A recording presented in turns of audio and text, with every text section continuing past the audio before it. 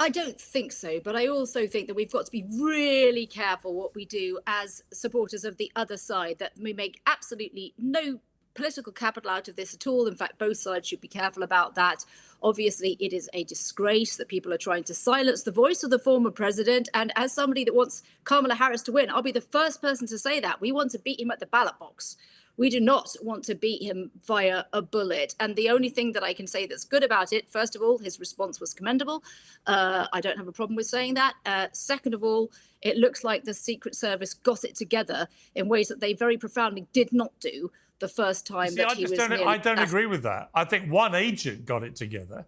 One agent had the sharp eyes and the quick wit to deal with what was going on. But the truth is, if you hadn't spotted the barrel of that rifle peering out of the bush, Trump would now almost certainly be dead, because the Secret Service once again had failed to properly protect the perimeter, which is the problem, which was the same problem with the rally when that kid got onto the roof. Well, I would call this actual protection of the perimeter. That Secret Service agent did see it. It was in a suite before the president came out. Yeah, but Louise, the guy had been there, it turns out, for 12 hours.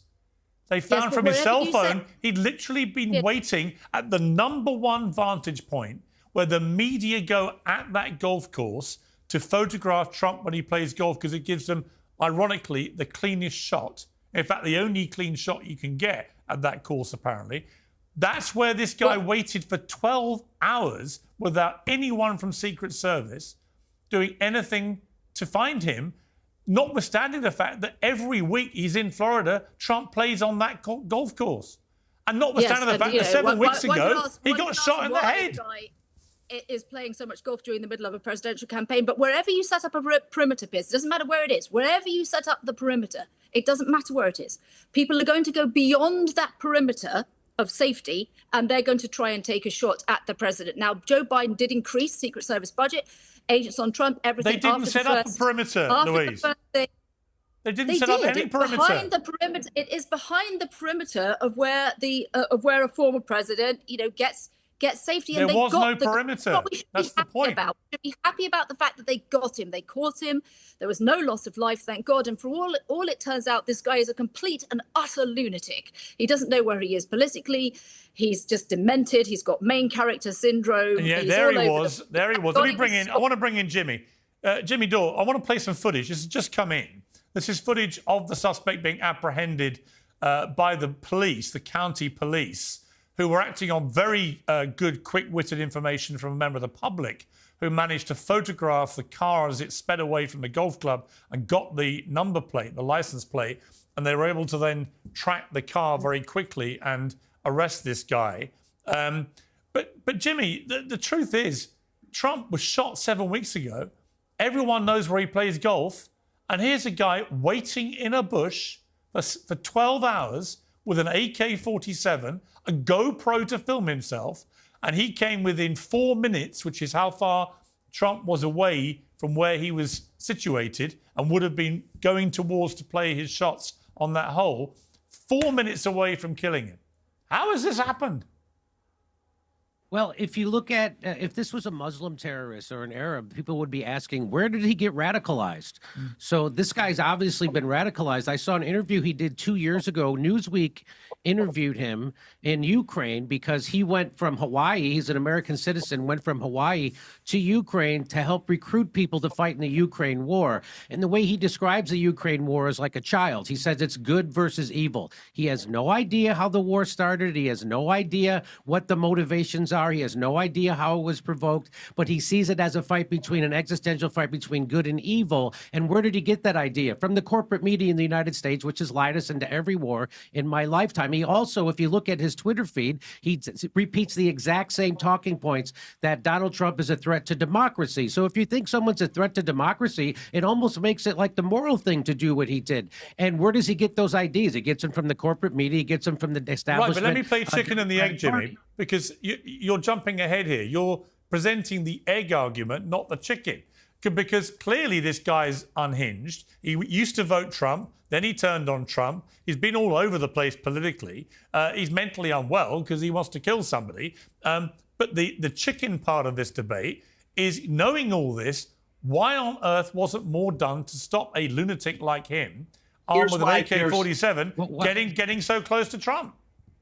Well, my answer is they don't care if Donald Trump gets it. I mean, they, meaning the establishment. I mean, they said that they're not going to give him the Secret Service protection that he deserves because he's not a sitting president. If he was a sitting president, they would give him more Secret Service protection, but they're not doing that. Even though he's already getting shot in the head on this one, you think they would have doubled it up, but it's because the establishment doesn't care. They want to get rid of Donald Trump, which is why they're doing 91 cases of lawfare, which is why they impeached him twice. They did January 6th. They did Russiagate. All that stuff is to try to get rid of Donald Trump, who's a thorn in the side of the establishment.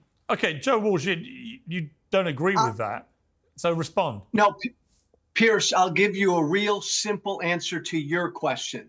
That perimeter would have been locked down if Donald Trump was given the same level of security that a sitting president is given. But why wasn't it? So I think exactly. We are at a point, Pierce, in this country, damn it, where the nominee for both major political parties should get the same level of security that a sitting president gets. And then all the streets around the golf course would have been blocked off. That never would have happened to Trump on that golf course when he was president.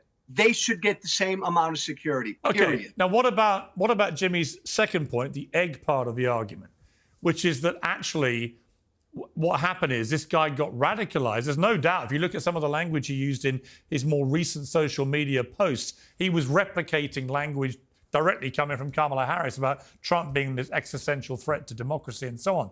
Do you see a problem there with the language that both sides have been using? I mean, yesterday morning before Trump went to the golf course, he tweeted completely out of nowhere, "I hate Taylor Swift." Right? I don't know how that helps. I mean, we can all laugh, but Taylor Swift has millions of impressionable young fans. What if one of them's a bit of a lunatic? What if one of them goes, "Really? Well, I'm going to shoot you"?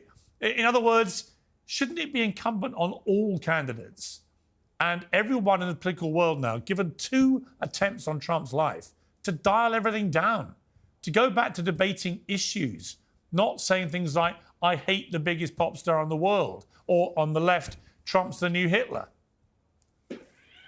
Yes, Pierce, everything should be dialed down. I would argue that, these days, there's no greater purveyor of hate and a bigger inciter of violence than Donald Trump. Let's be clear about that. And Jimmy says they wanted him dead. The corporate establishment wanted him dead. Come on now, be better than that. That's dangerous and reckless. Look, I believe Donald Trump is an existential threat to our democracy. I believe that. And I say that, and again, I say that knowing there are nuts out there, who could do anything, but I believe that. And a lot of Republicans who are voting for Harris believe that.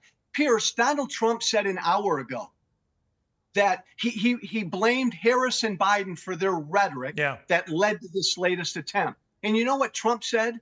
Donald Trump said today that Democrats are trying to destroy our country and they are the enemy from within. You talk about dangerous rhetoric? Come on. Let me bring in. All right, let me bring in Jenna. Jenna. The exact same thing about Donald Trump. Let me bring in Jenna. Let me bring in Jenna, who's been waiting patiently. Jenna, this whole issue of rhetoric. I'm going to play a clip. Well, actually, I'm going to play a meme. This is what came out of the debate where Trump, in my opinion, lost to Kamala Harris because she took his bait. But all this stuff about Haitian migrants eating people's pets and so on has led to this kind of thing spewing around the internet.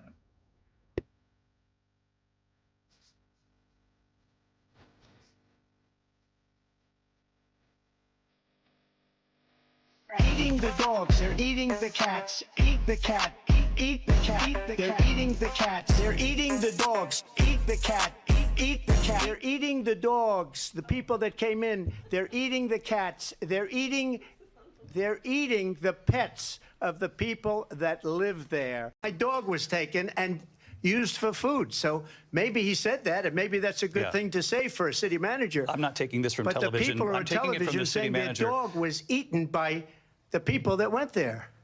Again, the Springfield city manager says there's no evidence of that. Vice President Harris, I'll let you respond to the rest of it.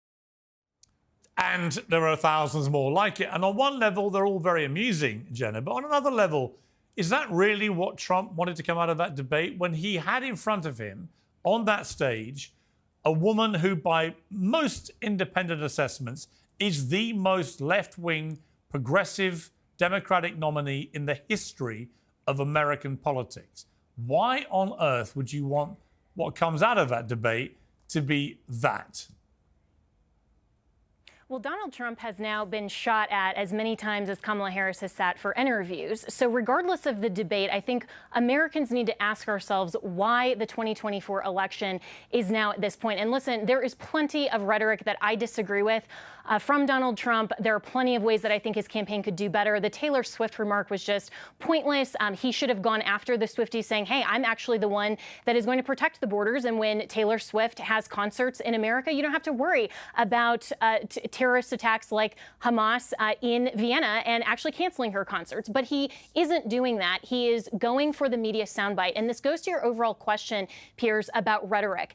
We are too focused in this country now on just media soundbites instead of actually talking about the worldview differences between the two candidates. And if the polls are accurate and this is actually such a neck-and-neck election, you have to ask why 50% of Americans actually want to see a Marxist communist in the White House that is Kamala Harris's policy. I mean, she's being vague on purpose versus someone who actually wants to give more freedom and liberty to Americans. Now, I don't agree with all of Donald Trump's policies, but he is very clearly more to the right than Kamala Harris. But no one is talking about that because our rhetoric is so entertainment-driven and it's so media soundbite-driven. What Donald Trump needs to do in the next 50 days before the election, if he really wants to make a difference, is stop with all of these bombastic comments and actually talk about common sense policies that Americans know him for, because Kamala Harris is getting away with all of the vagaries. She's getting away with not being tied to the Biden administration. I'm here in Denver, Colorado, that is very close to Aurora. A friend of mine's husband is actually on the police force in Aurora, was telling me just this morning that there are Venezuelans who have literally taken over apartment complexes there. They go to Target and have parties where there are shootings. People get trapped in the Targets and are literally in the crossfire. I mean, this is coming directly from the source. These aren't just the bombastic comments that people can make fun of Donald Trump for. He has to focus on actual American policies. Well, I can tell you what he's focusing focusing on. Making things safe. Let me tell you what he's focusing on. He just posted on X. The rhetoric lies as exemplified by the false statements made by Comrade Kamala Harris during the rigged and highly partisan ABC debate, and all the ridiculous lawsuits specifically designed to inflict damage on Joe's and Kamala's political opponent, me, have taken politics in our country to a whole new level of hatred, abuse, and distrust. Because of his communist left rhetoric, the bullets are flying and it will only get worse. And then he goes on ranting about other stuff. I mean, Louise Mensch, when Trump does this kind of thing... But I think he's right, Piers. But hold on, I think he's right in that, because when people are suggesting on the left that he's a literal threat to democracy, then it's consistent with their worldview that they want to take him out. I mean, they have had the rhetoric of get Trump literally since 2015. They haven't done it out. They've only amplified it. Jenna, I can't... No, stop for 1 second. I believe Donald Trump is... Jenna, let me finish and then fire away. I believe Trump is a threat to democracy. I don't want to see Donald Trump taken out. I condemned what happened yesterday. I can condemn what happened yesterday and still believe Donald Trump is a threat to our democracy. Don't say that those of us who do believe he is a threat want to take him out. Come on. Well, so the difference is, though, saying that he's a threat to democracy like Kamala Harris did on the debate stage, what she was saying, being vague, was not specifying that she wanted to take him out at the ballot box. And so when you get these lunatics that are taking bullet shots at him, you're just incentivizing them. All right, don't all talk over each other. Let me bring in Louise. Yeah, you want to say something? Yeah, I do. Honestly, calling Kamala Harris a communist is just as bad as calling Donald Trump a threat to democracy. And I've been persuaded for once by Joe. I've been persuaded. Her policies are communist. What do you think redistribution of debt and wealth is? That's communism. She's an avowed Marxist. A full and frank debate. A full and frank debate where Donald Trump, if he wants to, he can call Kamala Harris a communist. He can say that she's whatever. She's like Comrade Kamala, he's literally calling her a Russian Stalinist, whatever. Jimmy Dore retweeted a conspiracy theory that the intelligence services were behind this assassination. Just this morning, Jimmy Dore retweeted that. People have got to be able to say what they want to say during an election. And Joe is right. If we had enough security, this wouldn't be a problem. And you can make your points against Kamala. Trump can make his points against Kamala. Kamala can make them against Trump. We shouldn't have to quiet down our voices because of physical threats to the candidates. Okay. Joe is right. Both candidates. I do agree that there needs to be more security, but what I don't agree with is that moderators should not be getting involved. You shouldn't be fact-checking Donald Trump's sarcasm when you're not fact-checking. Well, they should actually, you know what, on the moderators, they should be fact-checking both sides equally, and that wasn't happening. Kamala Harris was saying loads of stuff, but she knew was utterly disingenuous, and she never got corrected on it. So I watched it with an open, no horse in the race view, and I saw them fact-checking one side and not the other. I don't think that was very good of them. Let me ask Jimmy this. Kamala Harris, I mean, we alluded to earlier the fact she doesn't give interviews. She gave a second one at the weekend to Action News' Brian Nath, and it was just a load of incomprehensible word salad. Let's take a look at some of it. I wonder if there are one or two spots, policy areas or approaches where you would say, I'm a different person. Well, I'm obviously not Joe Biden. And, I offer a new generation of leadership. And so, for example, thinking about developing and creating an opportunity economy where it's about investing in areas that really need a lot of work. And maybe focusing on, again, the aspirations and the dreams, but also just recognizing that at this moment in time, some of the stuff we could take for granted years ago, we can't take for granted anymore. And she then goes on to talk about she grew up with people who were proud of their lawns and so on. I mean, Jimmy, if Trump can't beat Kamala Harris when she's this in interviews, there's something wrong with it. There's a reason she was so unsuccessful when she ran before to be the nominee. She's got this by default. And every time she actually has to answer questions about anything to do with policy, I would argue she's a complete disaster, to the point where I have to question Louise Mensch's sanity in being so keen to support her, given Ms. Mensch's former life as a Conservative member of Parliament in this country. But we can come to that another time. But Jimmy, my point is, Trump couldn't really wish for a better opponent, could he, than a progressive left-wing word salad spewer. And yet all we're talking about all the time with Trump is stuff that she's goaded him into saying, which has been very smart, by the way. Yes, Donald Trump seems like he's doing his best to try to lose this election. You know, when that question was given to him where he answered about dogs and cats, it was a question about immigration, and that's a winner for him. All he had to do was say, yes, Kamala Harris was such a bad border czar and opened our border to millions and millions of illegal immigrants that now she wants to pretend she wasn't the border czar. He could have just ended it there. He would win. But of course, Donald Trump, being who he is, he had to take it a little farther. And he said the thing about cats and dogs, and as soon as he said it, I said on my show, this is all anybody's going to be talking about now. They're not going to be talking about the actual issue. But I just think it's ironic that they say that Donald Trump is a threat to democracy when Kamala Harris was installed by the elite without any votes from the voting public. In fact, they threw out 14 million votes and the primary as they forced him out in a coup, in a soft coup of Joe Biden. So that's the irony here. We have someone running for president that the first time she ran, nobody voted for, and absolutely nobody voted for this time. So there's the irony. If you want to talk about, it's the most undemocratic thing that's ever happened in this country, and everybody's cheering it on like it's fantastic. You know what, Louise? Speaking of threats to democracy. Well, Louise, what's interesting is there's been no appreciable bump for Kamala Harris since the debate. There wasn't really one since the convention, not in the swing states where it really matters. And I can see the Democrats falling into the same trap they did with Hillary, where the national polling seems to show this, growing sort of movement to Kamala Harris, but the swing states don't. And ultimately, we know it's going to come down to those. If I was a Democrat, I'd be pretty worried that you've had your best stuff and it hasn't really moved the needle.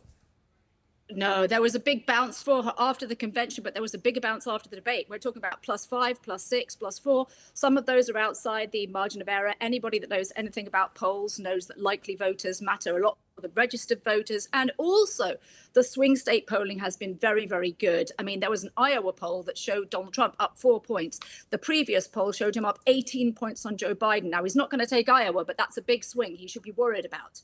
If he's polling that way in that state, then he's got to worry about Pennsylvania, about Michigan, about those working class states, the Rust Belt, that is the absolute key to victory. And I would much, much rather be Kamala Harris than I would be Donald Trump electorally right now. There is a reason that he said, I hate Taylor Swift, and it's that somebody showed him internals and showed him new registrations, new voters coming in through that link that she put out to vote.com. Some say 300,000. The last two close elections were decided on 50,000 votes each over a small amount of swing. Just a very small margin. If Taylor Swift can bring that amount of voters, she might clinch the victory. Okay, final words of Joe. I mean, Joe? Pierce, final word. The other big story of the weekend was J.D. Vance admitted over the weekend that he was lying about the Haitians are eating cats and dogs. J.D. Vance admitted that. Donald Trump lied about it. And to your point, Pierce, there have been bomb threats. Schools have been shut down. Haitians are fearing for their life right now because of a lie spread by Trump and J.D. Vance. He, to be fair to J.D. Vance, says he didn't claim he made up stories. He was creating a story which he knew would be of interest. That's an ambiguous phrase, creating, right? It maybe is creating something for us to talk about, may not be the same as inventing it. But either way, there is no evidence that Haitian migrants eat their neighbours' cats and dogs. So it was a dumb argument to be having when there are much better arguments to be had about the state of the southern border. I've got to leave it there. Great panel. Thank you all very much. Thank you. Thank you.